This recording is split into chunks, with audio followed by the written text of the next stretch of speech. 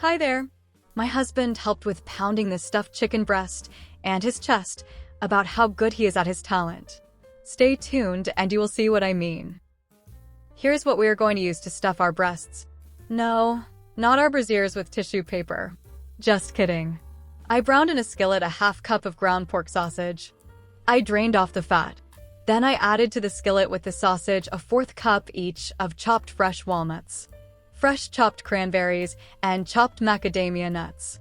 Once the mixture cooled, I added it in a mixing bowl with 1 1/2 cups of fresh breadcrumbs, a quarter teaspoon each of marjoram, rosemary, and thyme, a tablespoon of vegetable oil to drizzle over the stuffed breasts while roasting in the oven. I tossed the breadcrumbs and the nuts and sausage together. This was seasoned with salt and pepper to my taste. While stirring, I added a drizzle of vegetable oil. This will moisten the stuffing and make it bind together. A little more stirring and it is ready to go. Let's get stuffing. Here's my husband for the next part. Take it away, honey. My wife asked for my help with this part because I am good at pounding breasts and, of course, my chest. When it comes to my talent in the kitchen, I take one of the 2 breasts and cover it in plastic wrap. You can't be too careful when working with raw chicken. You do not want to risk nasty cross-contamination on your counter. Once in the wrap, I pound away, getting the breast nice and thin for stuffing. I'll pound this one a little more. You are doing great, as always, dear. Thanks so much for showing us how to get these breasts ready for the next step. It is kind of funny, isn't it? You can use these breasts to make fingers.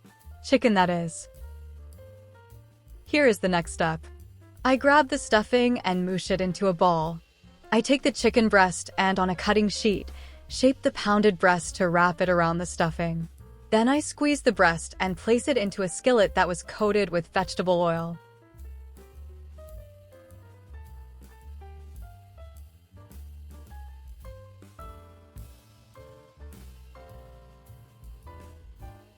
Pressing on the stuffed breast, I get it shaped. It is getting there.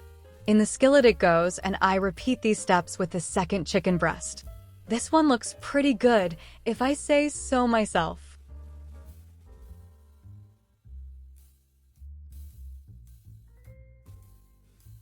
Perfect.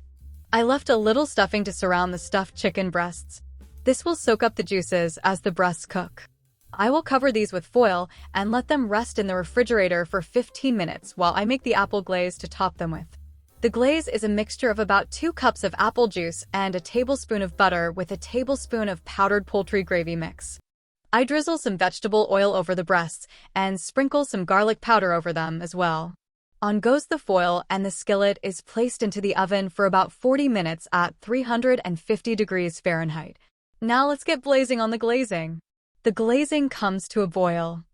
I keep an eye on it as it thickens. Once out of the oven, the chicken dish will be covered in this delicious glaze. The stuffed chicken breasts are done, and we are ready to plate them and cover them with the glaze. The internal temperature should be 165 degrees Fahrenheit. Dear, dinner's ready. Thanks and see you next time.